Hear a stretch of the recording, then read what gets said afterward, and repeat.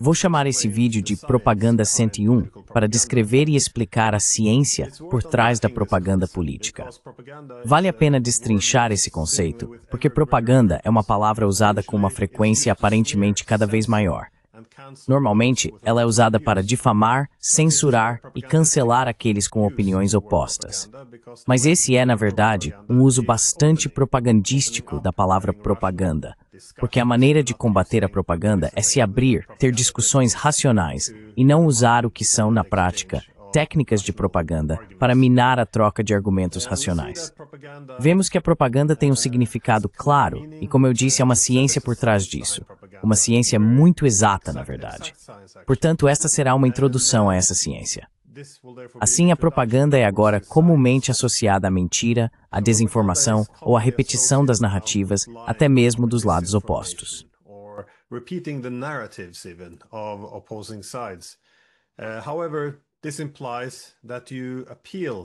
No entanto, isso implica que você apela às faculdades racionais do público para enganá-lo. Mas essa não é uma boa definição de propaganda. Propaganda é a ciência de manipular o público, apelando aos aspectos irracionais da natureza humana, o subconsciente.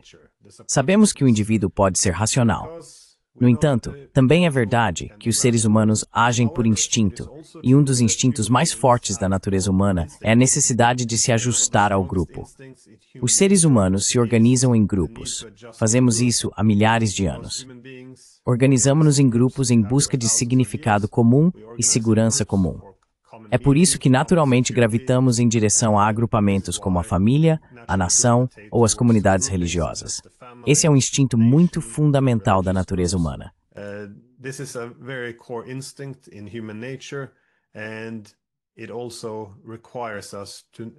E isso também exige que nos ajustemos exatamente ao grupo ao nosso redor. Essa é uma questão fundamental da natureza humana. Somos indivíduos racionais, mas também somos, em certa medida, animais irracionais, que se organizam em grupos.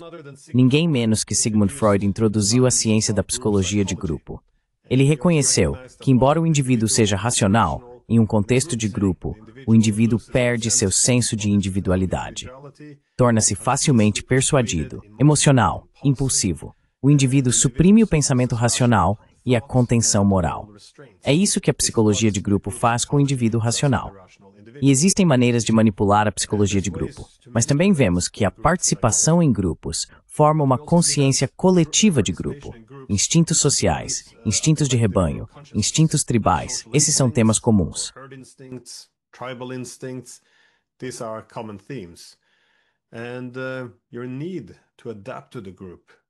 E a sua necessidade de se adaptar ao grupo realmente sobrepõe as considerações racionais.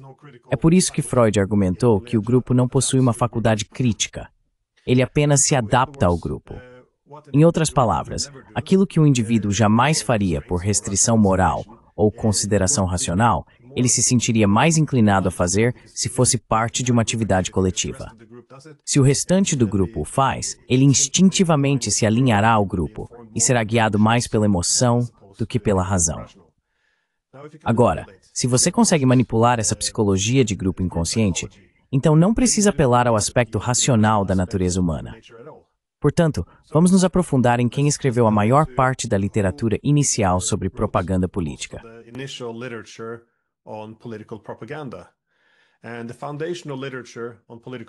A literatura fundamental sobre propaganda política foi desenvolvida há mais de um século por Edward Bernays, que por acaso era sobrinho de Sigmund Freud. Bernays baseou suas ideias no trabalho do tio, especificamente em como manipular a psicologia de grupo e os aspectos irracionais da natureza humana. Ele ajudou a convencer o público americano a apoiar a Primeira Guerra Mundial por meio de slogans que carregavam um significado mais profundo para o grupo, como a guerra para acabar com todas as guerras e a guerra para tornar o mundo seguro para a democracia. Mais uma vez, isso soa como marketing, como se ele estivesse vendendo um produto. E em grande medida é exatamente isso que a propaganda política é: o marketing da política. Na verdade, o marketing e a propaganda política fazem, em grande parte, as mesmas coisas.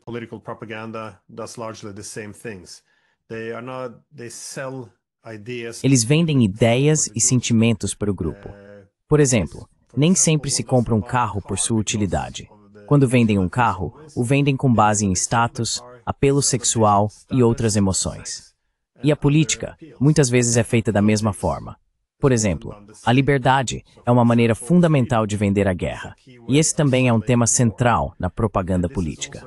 Se você quer fazer com que os seres humanos cometam algumas das piores ações da natureza humana, é preciso apelar para o que há de melhor na natureza humana. Então apela-se à liberdade, à democracia, à independência. E é assim que se faz as pessoas se envolverem em guerras. Edward Bernays esteve envolvido tanto em marketing quanto em propaganda política. No marketing, ele liderou uma campanha para fazer as mulheres fumarem, porque fumar não era visto como algo muito feminino, e eram principalmente os homens que fumavam.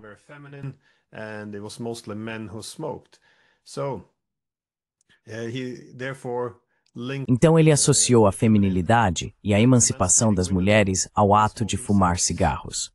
Lançou a campanha Tochas da Liberdade.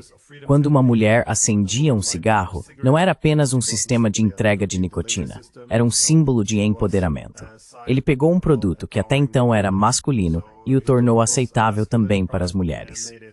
Bernays então aplicou os mesmos princípios de marketing à política. Foi contratado pela United Fruit Company quando o governo da Guatemala introduziu novas leis trabalhistas para proteger os trabalhadores, o que, é claro, prejudicava a lucratividade.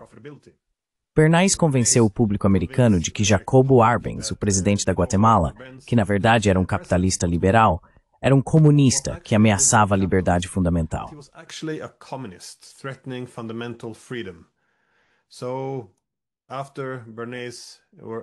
Então, depois que Bernays conseguiu influenciar a opinião pública americana por meio do engano, Eisenhower interveio e derrubou o governo sob o pretexto de combater o comunismo e defender a liberdade. Ou seja, você não está derrubando um governo para controlar seus recursos. Não, você está, na verdade, ajudando o povo a conquistar a liberdade. É assim que a propaganda funciona como o marketing da política. E vale destacar a importância de Edward Bernays. Não apenas por ser o sobrinho que desenvolveu o trabalho do tio, Freud. Na Alemanha, o ministro da propaganda de Hitler, Goebbels, também reconheceu que muitas de suas ideias sobre propaganda política vieram de Edward Bernays. Portanto, a propaganda não surgiu do nada. Ela surgiu para atender a uma demanda.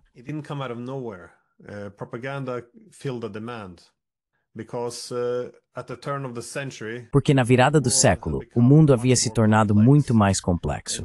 Tornou-se irrealista esperar que as pessoas, mesmo políticos bem informados, pudessem estar plenamente cientes de tudo o que acontecia ao seu redor, em todos os cantos do mundo, nas questões econômicas, sociais e políticas.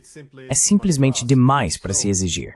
Então, o que eles precisam para administrar a população são heurísticas ou atalhos mentais. E podemos ver como isso funciona hoje. Se os Estados Unidos estão bombardeando o Iêmen, bem, talvez você nem saiba onde encontrá-lo em um mapa. Você não precisa conhecer a história ou o contexto. Ainda assim, por algum motivo, você sabe exatamente do que se trata. Você sabe quem está do lado certo e quem está do lado errado. E você sabe disso porque nós, o grupo interno, os que atacam, somos democracias liberais. Nós somos os bons.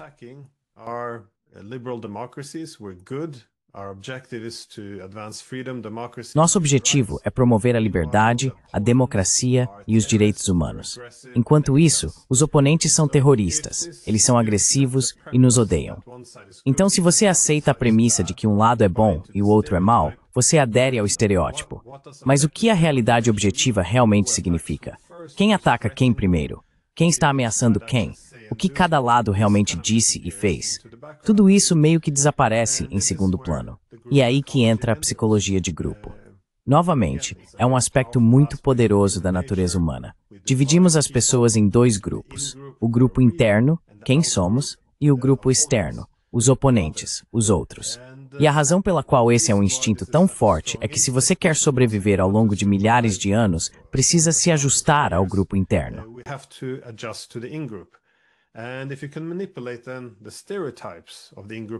E se você puder manipular os estereótipos do grupo interno e do grupo externo, então, novamente, a realidade objetiva deixa de realmente importar.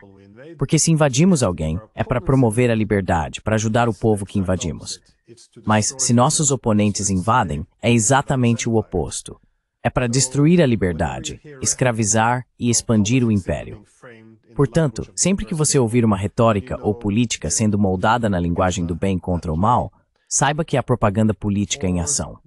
Para o Ocidente, nossa propaganda política agora está organizada em torno de democracias liberais versus autocracias. Nem sempre foi assim. Antes, era civilizados contra bárbaros. Durante a Guerra Fria, era menos étnico e mais ideológico.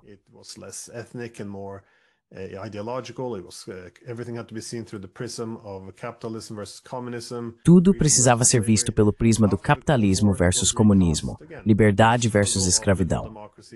Após a Guerra Fria, isso foi reformulado novamente como uma luta entre democracia liberal e autocracias. Basicamente, é uma forma de dizer mocinhos contra vilões. E claro, há um pouco de verdade nisso.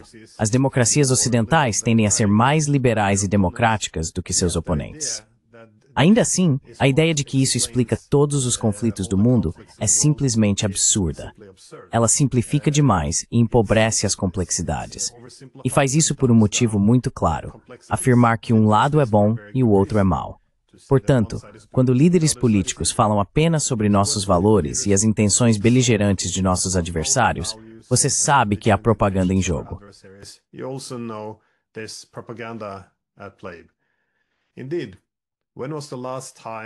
De fato, quando foi a última vez que algum dos nossos políticos, ou jornalistas, aliás, sequer discutiu a questão das preocupações de segurança concorrentes?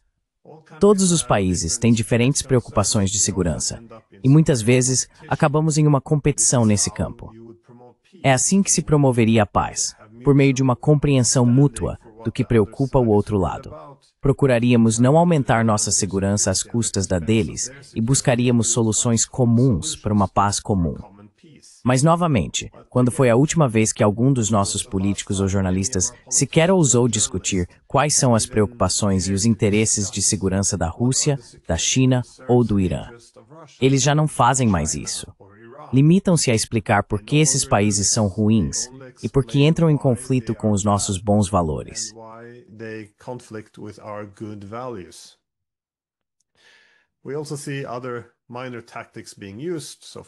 Também vemos outras táticas menores sendo usadas.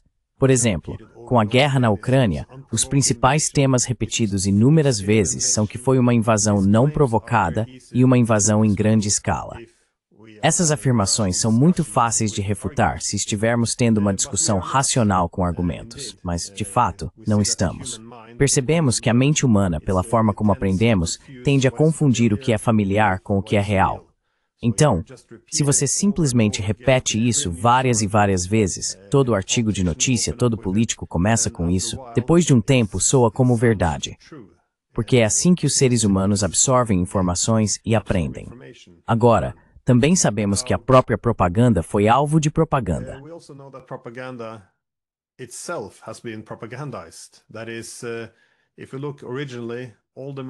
Se você olhar para o início, todos os principais estudiosos da propaganda reconheceram que as democracias são, na verdade, mais dependentes da propaganda. Quando os direitos de voto foram ampliados, e como a democracia significa que a soberania é transferida para o povo, de repente passou a importar muito mais como administrar a massa. Se você é uma autocracia, não precisa levar a opinião pública em conta na mesma medida. Então, há menos necessidade de propaganda. Esse é um desenvolvimento interessante a se considerar, porque até Edward Bernays reconheceu que as democracias seriam mais dependentes da propaganda. Então, como pode ser que seja quase aceito como uma verdade óbvia que as democracias liberais não fazem propaganda? Que isso é algo que apenas estados autoritários fazem?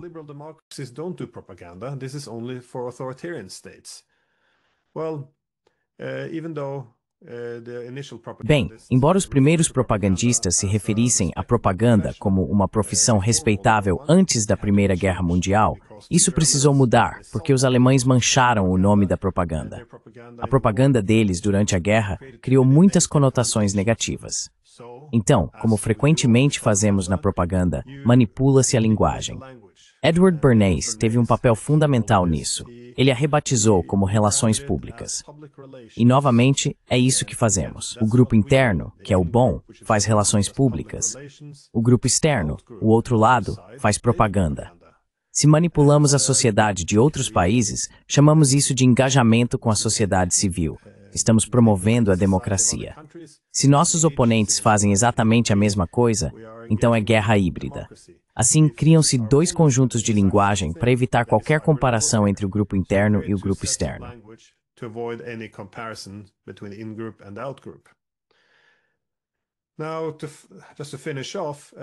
Agora, só para concluir, Walter Lippmann mudou de ideia sobre a propaganda. Ele também teve um papel fundamental no desenvolvimento da literatura inicial sobre propaganda política. Mas ele mudou de opinião por causa do equilíbrio entre seus benefícios e desvantagens. Ele reconheceu que a propaganda tratava, em grande parte, de enquadrar o mundo, ou um conflito, como uma luta entre o bem e o mal. O benefício, ou o lado positivo da propaganda, é que ela permite mobilizar o apoio público para um conflito. Se você disser ao seu povo que talvez não queira uma guerra, como os americanos durante a Primeira Guerra Mundial, que esta é uma luta entre liberdade e escravidão, que se apenas lutarmos esta guerra, ela acabará com todas as guerras e tornará o mundo seguro para as democracias, então fica mais fácil obter apoio público para a guerra. Then it's easier to get public support for war. Again, you sell it by appealing to the best in human. Novamente, você o vende apelando para o que há de melhor na natureza humana. No entanto, Walter Lippmann mudou de ideia porque argumentou que, embora a propaganda seja ótima para fazer guerra, ela é terrível para fazer paz. Uma vez que uma paz viável estivesse disponível ou fosse alcançável, ela se tornaria impossível. Ele fez a seguinte observação: como é possível chegar a um compromisso com o mal? Se você convence o público de que está lutando contra um inimigo maligno, como pode haver uma paz viável? É por isso que a propaganda é excelente para mobilizar o público para a guerra. Mas, uma vez que surge a necessidade de encerrar a guerra, talvez uma solução pacífica esteja disponível, ou simplesmente estejamos perdendo a guerra. Então uma paz viável deixa de ser alcançável. E que melhor descrição existe para nossa guerra atual na Ucrânia? Description is there for our current war in Ukraine.